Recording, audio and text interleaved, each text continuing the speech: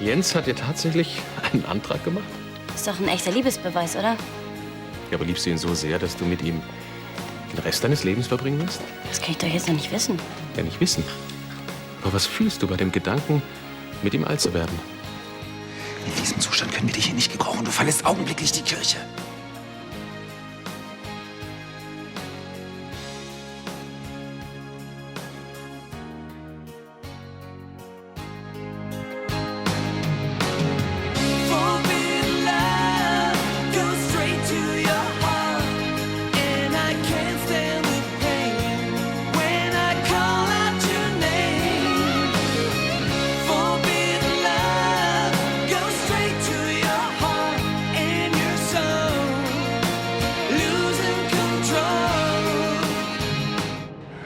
Ansgar, ich habe keine Ahnung, was mit mir los ist, aber ich bekomme das hin, okay? Du gehst nach Hause und legst dich ins Bett. Aber wieso denn? Ich habe nicht getrunken, ehrlich. Du wirst in diesem Zustand nicht Patin meines Sohnes. Das kannst du mir nicht antun.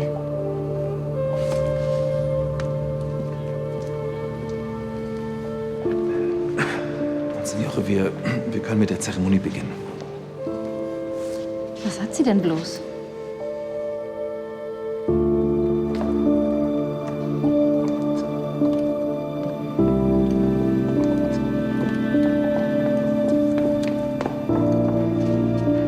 Würden Sie als Patin bitte das Kind nehmen?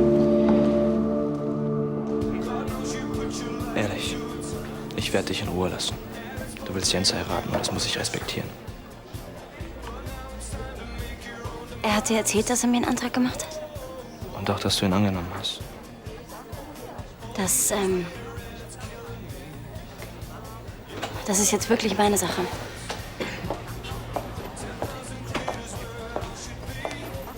Sebastian, treulose Tomate. Warum hast du mich denn nicht zurückgerufen? Ich muss mal weg. Ich muss ganz, ganz dringend was klären.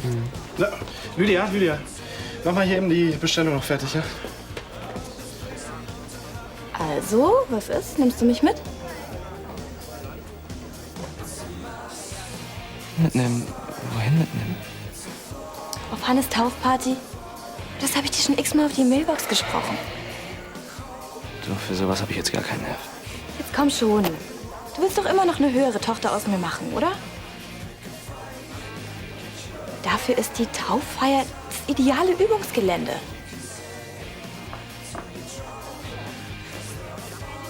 Na gut, was soll's.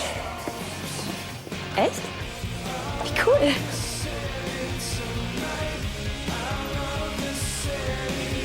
Hier spielt die Musik. Hier. Danke. Danach geht's dir besser. Jetzt hast du auch noch wegen mir die Taufe verpasst. Vergiss es. Ich verstehe nicht, wie das passieren konnte. So ein Rückfall ist manchmal schwer zu begreifen. Sarah, das war kein Rückfall. Ehrlich, ich habe keinen Tropfen angerührt. Das würde ich dir ja wirklich gerne glauben, aber Tanja muss dahinter stecken.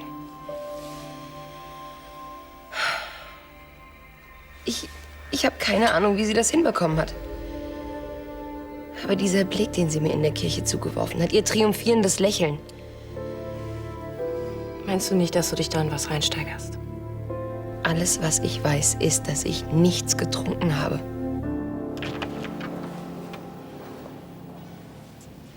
Und? Bekomme ich jetzt eine Antwort? Fragt sich nur, worauf? Wie kommst du dazu, Sebastian zu erzählen, wir seien verlobt? Sind wir doch, quasi. Ach so, siehst du das? Ich habe dir gesagt, dass ich noch Zeit brauche für die Antwort. Und du hattest wohl keine Lust zu warten, oder wie? Und hast dann für mich entschieden. Und? Ich war eben sauer. Und ich hatte auch allen Grund dazu. Du? Und wieso? Weil du nicht ehrlich zu mir warst. Wie bitte? Wieso regt es dich so auf, dass Sebastian glaubt, wir seien verlobt? Weil es nicht wahr ist, Jens. Und wieso brauchst du überhaupt so lange Zeit, dich zu entscheiden? Ich denke, du bist glücklich mit mir. Wie soll ich das jetzt deuten? Als ja? Als nein? Heißt das, du verlangst jetzt eine Antwort von mir? setzt du mir wieder die Pistole auf die Brust. Merkst du nicht, dass du so alles kaputt machst?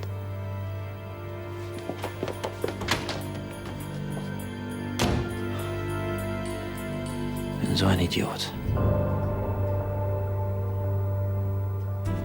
Sowas in der Art. Du gehst auf die Tauffeier eines Dreijährigen. Na und? Hannes wird auch mal ein Mann. Ja, Sebastian hat dich gerade erst kürzlich wegen deines großzügigen Ausschnitts gerügt, hm? Ja, das sagen die Männer aber nur, weil sie es sagen müssen. Das heißt noch lange nicht, dass sie nicht trotzdem draufstehen. Ich habe einfach keine Zeit, mir was Neues zu kaufen. Muss ich eben noch mal meine Bestände durchforsten. Warum trägst du nicht einfach was aus der Kollektion von Lilly von Rath? Gar keine schlechte Idee. Damit könnte ich Sebastian bestimmt beeindrucken. Ach, du machst dir doch nicht etwa noch Hoffnungen auf ihn. Sebastian ist meine Eintrittskarte für die besseren Kreise. Nicht mehr und nicht weniger. Und was soll das bedeuten? Er wird sich in mich verlieben. Du wirst schon sehen. Und heute Abend ist er fällig. Tanja. Tanja muss mir was in den Espresso getan haben. Bitte. Du hast neulich den Orangensaft nicht mal angerührt, weil du gerochen hast, dass da Champagner drin ist. Und jetzt willst du mir erzählen, dass Tanja dir in einen Kaffee so viel Alkohol gemacht hat, dass es dich umhaut? Wenn ich das wüsste?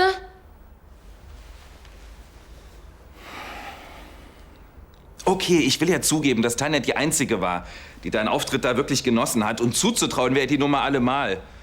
Aber... Mein Gott, Natalie, ich will dir doch glauben, aber...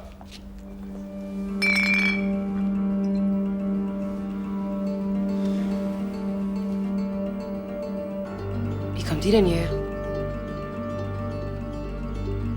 Ansgar, bitte, ich wüsste ja wohl, wenn ich eine Wodkaflasche gekauft hätte. Ja, sicher. Besser, du gehst jetzt.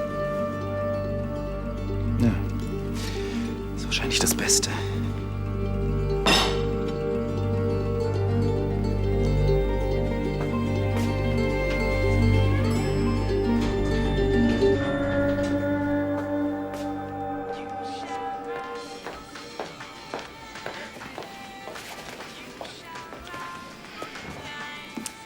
Voila. Was sagst du? Hab schon Schlimmeres gesehen. Dann lass das mal nicht die Chefin hören. Der Fummel ist nämlich von Lilly von Raths Festtagskollektion. Was ist mit dir? Willst du dich nicht umziehen? Ich glaube, ich lass mich entschuldigen. Wie bitte? Erst lädst du mich ein und jetzt? Du hast dich selbst eingeladen. Außerdem bin ich einfach nicht so gut drauf. Moment mal. Es kann ja sein, dass ich noch viel lernen muss, aber ich bin schon früh dahinter gekommen, was in Typen vorgeht, wenn sie mir auf den Hintern klotzen. Was ich damit sagen will, ist, vielleicht bekommst du ja bessere Laune, wenn du einfach mal die Augen aufmachst.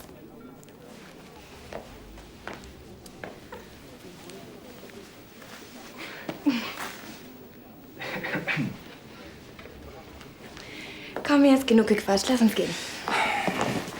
Ich will aber nicht. Heißt das etwa, du willst dich mit mir anlegen? Und wie konnte ich Sie umstimmen, Herr Graf? Ich habe mich auf einmal doch daran erinnert. An was? Woran die Männer so denken, wenn sie dir auf den Hintern klotzen. Aber Herr Graf.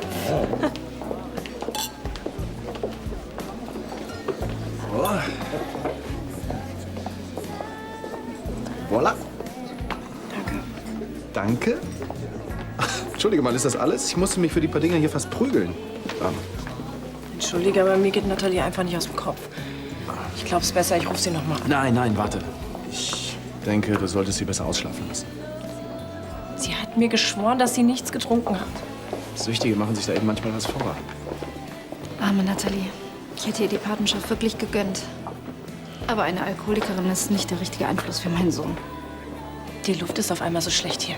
Ja. Ich glaube, ich gehe. Leonard? Was sagst du denn als Arzt zu ihrem Rückfall? Als trockene Alkoholikerin sollte man besser überhaupt keinen Tropfen anfassen. Aber man muss kein Arzt sein, um das zu wissen. Also was soll das Theater? Auf dich, Natalie.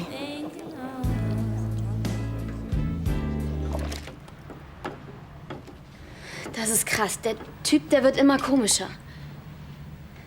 Sorry, aber erst versucht er deinen Blog-Quiz zu machen und jetzt die Nummer mit Sebastian. Ich kapier's ja selbst nicht. Einerseits ist er der liebevollste und charmanteste Freund, den man sich vorstellen kann. Und dann, ja, dann macht er wieder alles kaputt. Naja, also ganz sauber ist er manchmal nicht. Ich mache es ihm ja auch nicht gerade leicht. Das ist Unsinn. Du bist einfach du. Du bist ehrlich zu ihm und veranstaltest hinter seinem Rücken nicht irgendeinen Quatsch. Meinst du? Also für mich hört sich so an, als wollte er dich nur heiraten, um Sebastian eins reinzuwirken. Das glaube ich nicht. Ich glaube, Jens liebt mich wirklich. Und was mit dir?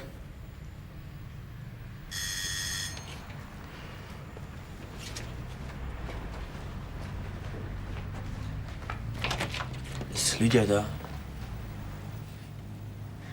Ich muss noch lernen. Bist du okay?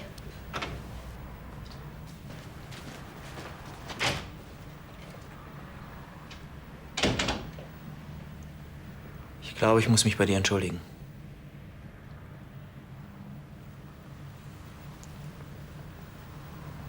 Es tut mir leid, wenn ich dich vorher so angegangen bin. Es ist nur... Ich liebe dich. Und ich will mit dir zusammen sein, ohne dass uns ständig jemand reinpfuscht. Aber Jens, der Einzige, der immer wieder reinpfuscht, bist du. Ich bin einfach total eifersüchtig. Wahrscheinlich wegen der Geschichte, die ich mit meiner Ex durchgemacht habe. Aber mir wurde auch wehgetan und ich bin trotzdem fähig, dir zu vertrauen.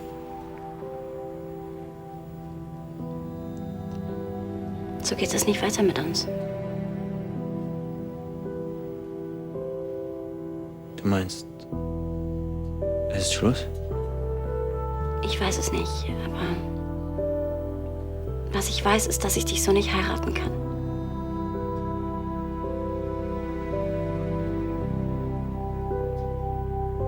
Schon verstanden. Gib mir ein bisschen Zeit, um rauszufinden, wie und ob es mit uns weitergeht.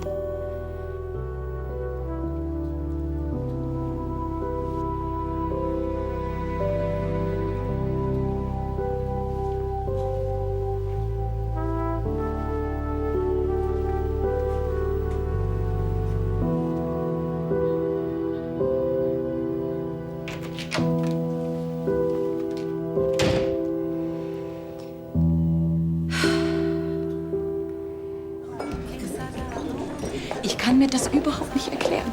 Ich dachte wirklich, dieses Kapitel sei für Natalie endgültig abgeschlossen. Da ist er. Wie geht's dir? Den Umständen entsprechend. Ansgar, endlich. Wir warten nur auf dich. Tanja, ich werde dich das genau ein einziges Mal fragen. Hast du irgendwas mit Nathalies Rückfall zu tun? Ich. Du kannst mich für vieles verantwortlich machen, aber nicht dafür, dass Natalie wieder an der Flasche hängt.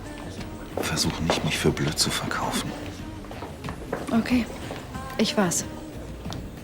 Ich habe ihr eine Waffe an die Schläfe gehalten und habe sie gezwungen, eine Flasche Schnaps zu trinken. Auf Ex. Selbst das wird mich nicht wundern. Sei nicht albern. Du wusstest, worauf du dich bei ihr einlässt. Hallo.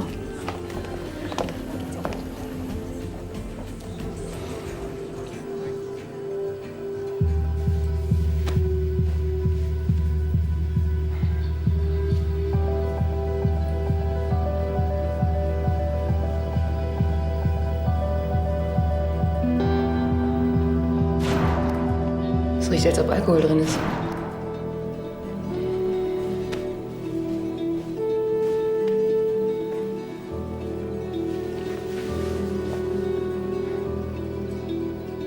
Natalie, wenn du immer so nervös bist, solltest du keinen Kaffee trinken.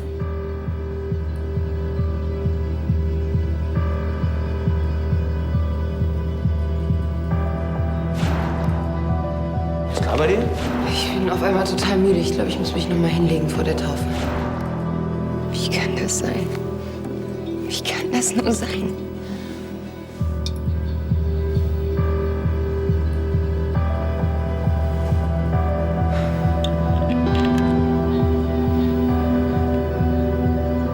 Wir freuen uns sehr, dass ihr alle gekommen seid, um diesen besonderen Tag im Leben unseres Sohnes mit uns zu feiern.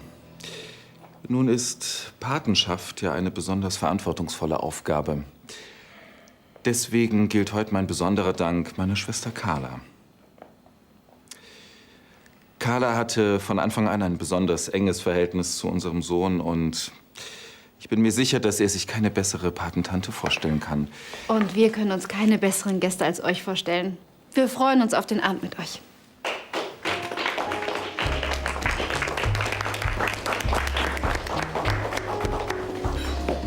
Boah, was für ein Witz. Wenn ich dran denke, wie der Schleimer sich aufgeführt hat, als Carla die Vormundschaft für Hannes bekommen hat. Was machst du denn hier? Ich habe sie eingeladen. Was dagegen? Oh. Schickes Outfit. Na dann, viel Spaß. Champagner, Frau Schneider? Ja, danke, David. Die Kellnermontur steht Ihnen wirklich ausgezeichnet. Schade, dass Sie schon vergeben sind. So jemand wie Sie könnte ich im Schneiders auch gebrauchen. Danke für das verlockende Angebot. Den nehme ich für Elisabeth mit. Und bitte verraten Sie mich nicht, dass ich Sie abwerben wollte. Was ist? Kriege ich vielleicht auch ein Glas Champagner? Schon unterwegs, Eure Hoheit. Na, wie schön. Wie ich sehe, hast du von deinem Vater den Hang zur Unterschicht geerbt. Du von deinem noch nicht mal den Stil. Ist angezogen wie ein Teenager auf einer Oberstufenparty. Was hat das denn mit Stil zu tun? Eine Oberstufenparty ist mir immer noch lieber als ein Seniorentanztee. Komm, wir feiern draußen weiter. Oh, darf ich? Eigentlich bin ich mir gar nicht so sicher, ob ich überhaupt noch mit Jens zusammen sein will. Er hat sich ein paar Mal echt merkwürdig verhalten. Und manchmal, da bin ich wirklich glücklich mit ihm, aber ja, dann ist er mir auch wieder komplett fremd. Aber Jens' Verhalten ist doch nicht der einzige Grund, warum du zweifelst. Sebastian. Ja, das totale Gefühlschaos. Ich habe Jens auch um Zeit gebeten. Ja und? Wie hat er das aufgenommen? Davon habe ich ihm lieber nichts gesagt. Lydia, wenn du ehrlich sein willst, dann musst du es ihm sagen.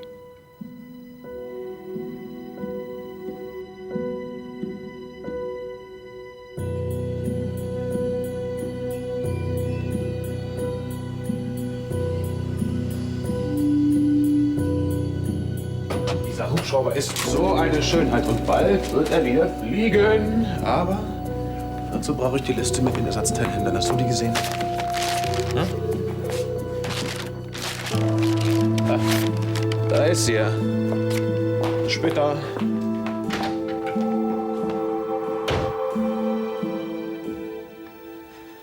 Sebastian. Du hast alles kaputt gemacht.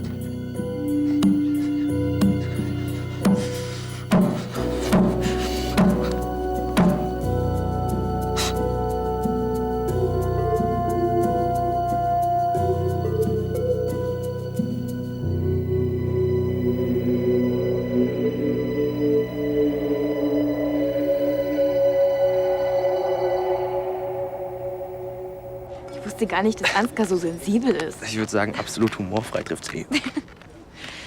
Was war das eigentlich für eine Anspielung mit deinem Vater? Ach, meine Mutter war eine bürgerliche, hier auf dem Schloss gearbeitet. Du vermisst sie, oder? Meine Eltern waren das Beste, was mir in meinem Leben passiert ist. Das kann ich über meine Eltern leider nicht sagen. Wir hassen uns. Aber das mit deiner Mutter, das erklärt auf jeden Fall, warum du mir auf Anhieb sympathisch warst. Du bist echt so anders als die restlichen Landsteins. Ich nehme das mal als Kompliment. Ich bin echt froh, dass du mich überredet hast, mitzukommen. Mein Hintern packt sie alle. Tja. Auf eine unbeschwerte Zukunft. Ich arbeite dran.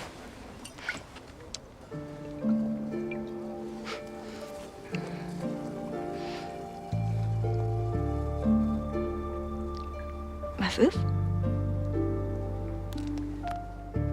Ich muss dir was gestehen. Es war nicht nur dein Hintern.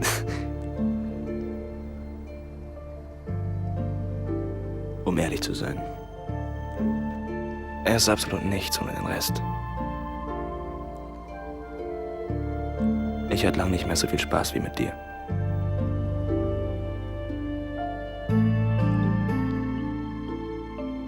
Du bist echt unglaublich.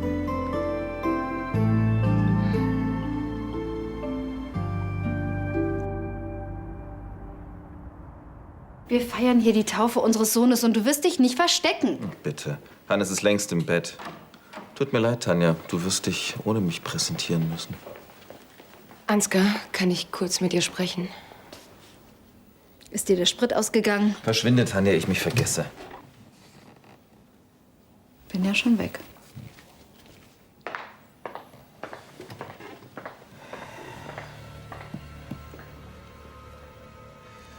Wie geht's dir? Ich wollte dir nur sagen, dass es mir leid tut. Ich habe dich und den Rest der Familie in eine unmögliche Situation gebracht. Ja, schon gut. Ich habe keine Ahnung, wie das passieren konnte.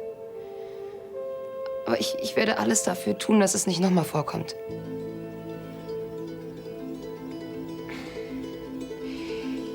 Ich kann auch nicht 100%ig ausschließen, dass ich vielleicht doch getrunken habe. Und um ehrlich zu sein, das macht mir Angst. Ich werde mich in die Suchtklinik einweisen lassen. Heute noch.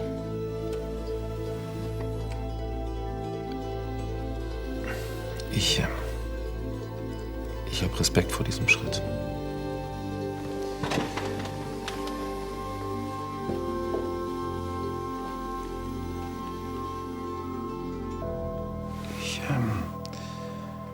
Ich wünsche dir viel Kraft dafür. Danke.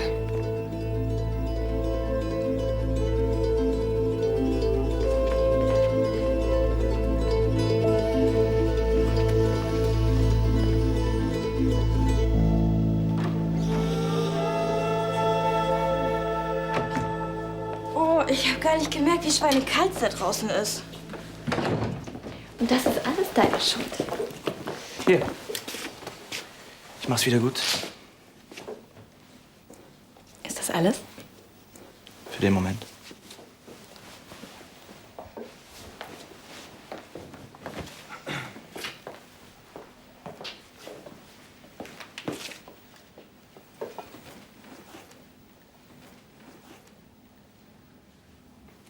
Wow, beeindruckende Sammlung.